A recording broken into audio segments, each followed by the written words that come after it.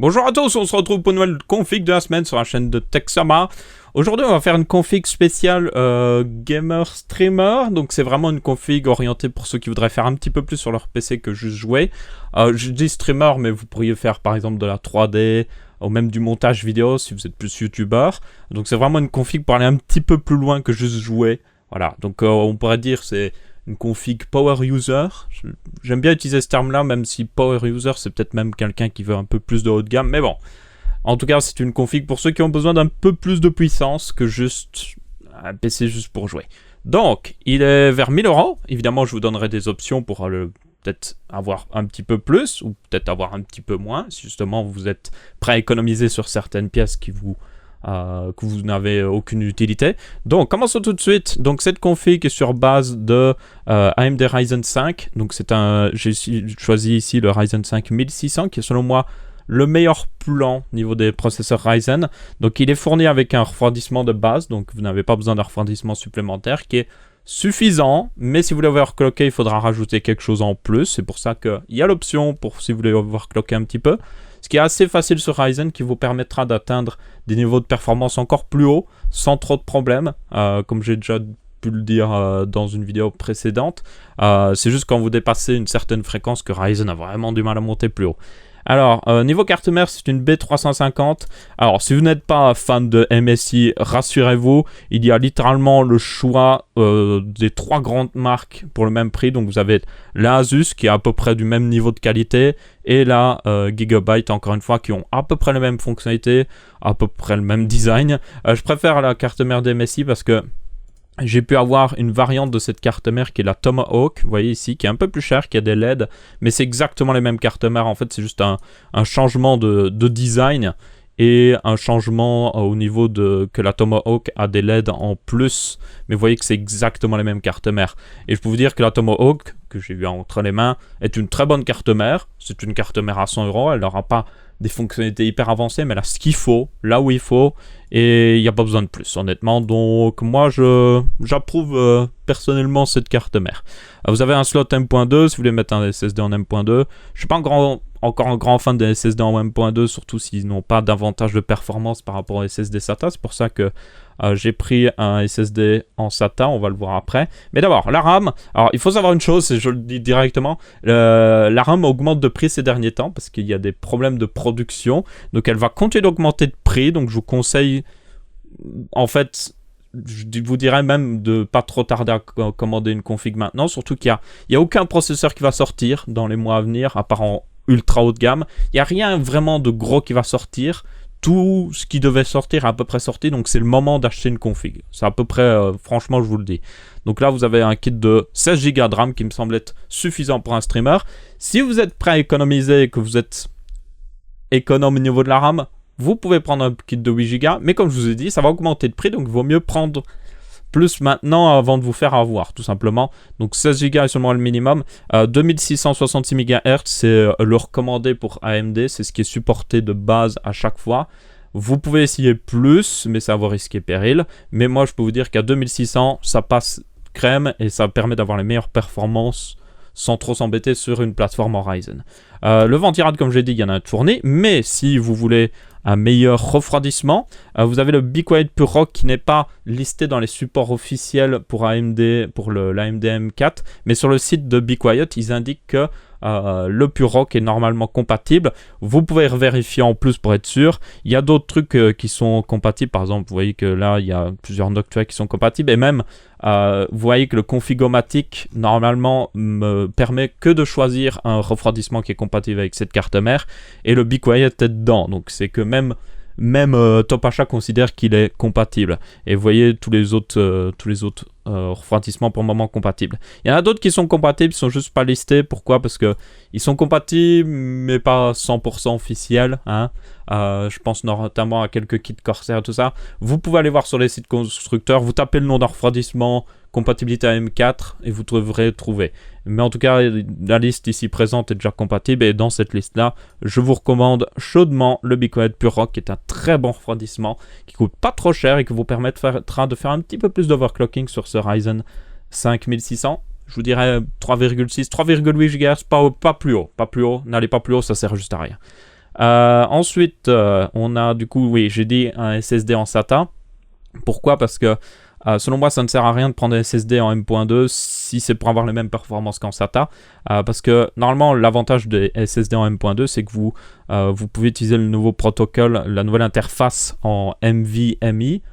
Donc c'est une autre interface qu'on utilise actuellement sur les SSD qu'on branche justement en SATA, et ça vous permet d'avoir de bien meilleures performances. Le problème, c'est que les SSD en NVMe coûtent cher, hein. On peut regarder, hein, tout simplement, vous regardez, encore vous avez un Crucial MX pour pas trop cher, mais est-ce qu'il a vraiment les performances? Non, vous voyez, au niveau des performances, c'est à peu près la même chose, parce qu'ils utilisent littéralement le même SSD, donc vous n'aurez pas vraiment de boost de performance. Par contre, un truc que vous pouvez avoir, c'est... Imaginez, vous avez un problème avec votre PC, vous devez récupérer vos données. Le SSD en SATA, vous pouvez le débrancher, le brancher dans un autre PC.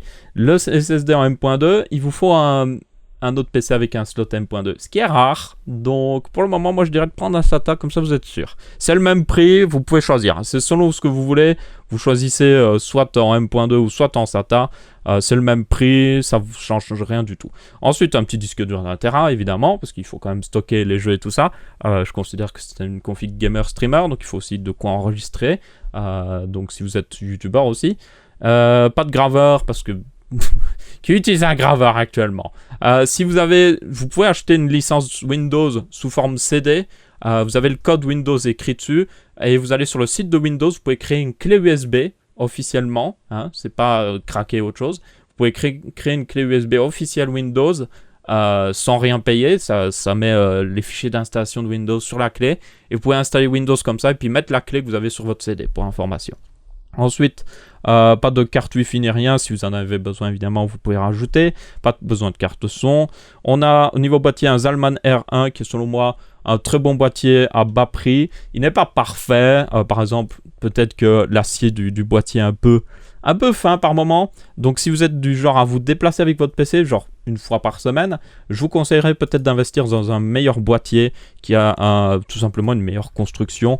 Donc je vous dirais d'aller directement peut-être vers des boîtiers qui sont un peu plus chers. Vous avez le Zalman Z9, ou même si vous êtes prêt à mettre dans la qualité pour avoir vraiment un bon boîtier qui vous durera très longtemps, vous pouvez monter vers les Phanteks qui sont les P400 qui sont des très très bons boîtiers.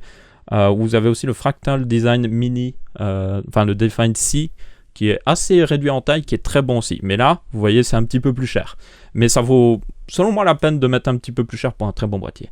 Ensuite, niveau alimentation, on a une G650M de Color Master qui est largement suffisante.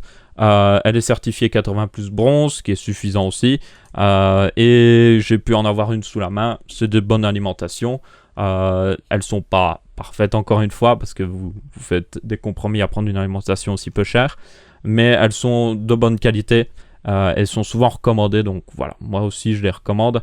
Vous avez évidemment d'autres marques qui sont meilleures ou autre chose, mais elles coûtent plus cher, beaucoup plus cher. Donc ouais, moi je vais prendre ça. 650 watts, c'est suffisant pour le processeur, même avec de l'overclocking, et la carte graphique. D'ailleurs, j'ai pas parlé de la carte graphique parce que je le garde en dernier. Donc la carte graphique, j'ai mis une GTX 1060, 6 Go.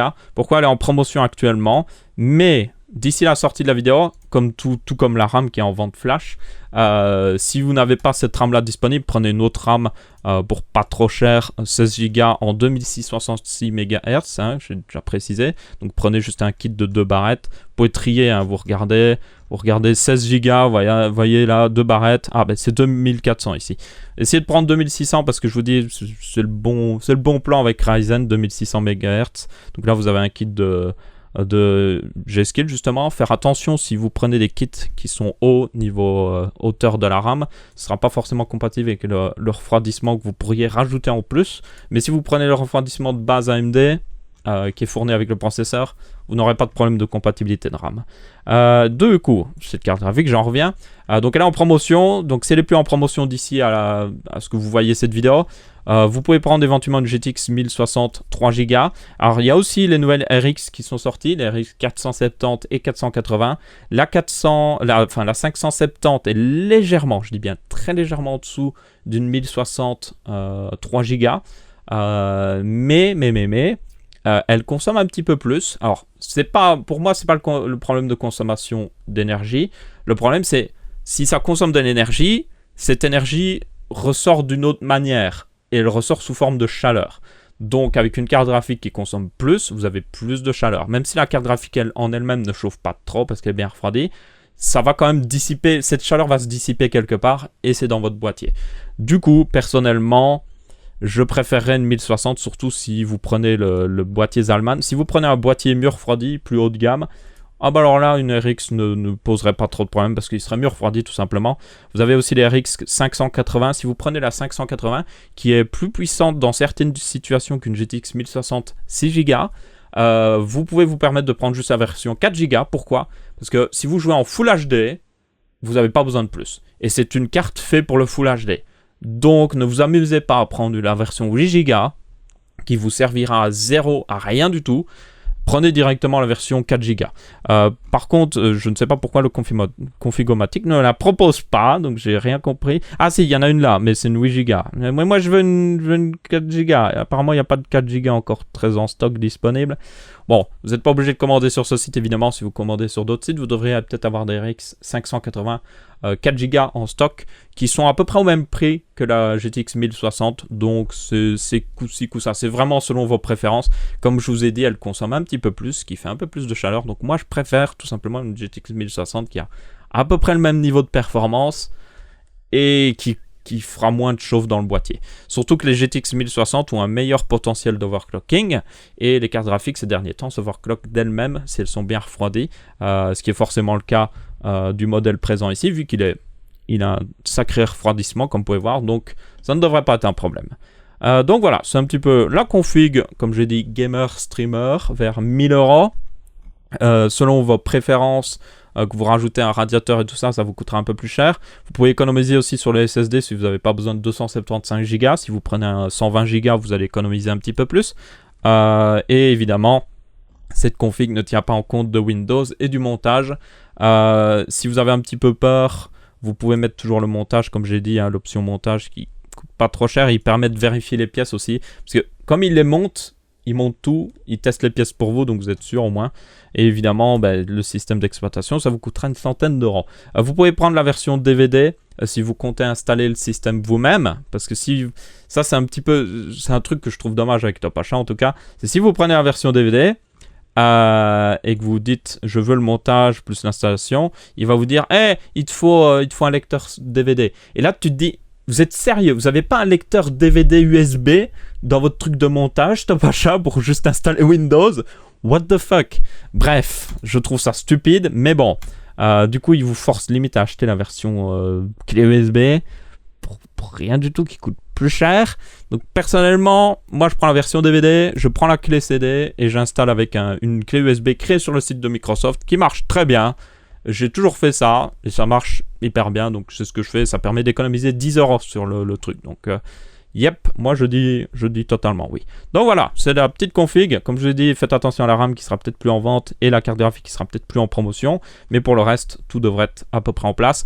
Tout est en stock, donc vous pouvez commander directement. Évidemment, vous pouvez regarder sur d'autres sites si vous trouvez des meilleurs prix. Il faut toujours rechercher. Mais je prends toujours, comme j'ai dit, Topacha parce que j'ai une liste, vous voyez, il y a une liste et je peux vous montrer facilement les options. Donc voilà, c'est un petit peu tout. Donc n'hésitez pas à laisser votre avis, que ce soit en pouce bleu, pouce rouge ou en commentaire. On se retrouve pour une prochaine vidéo sur la chaîne Texama et je vous dis salut à tous.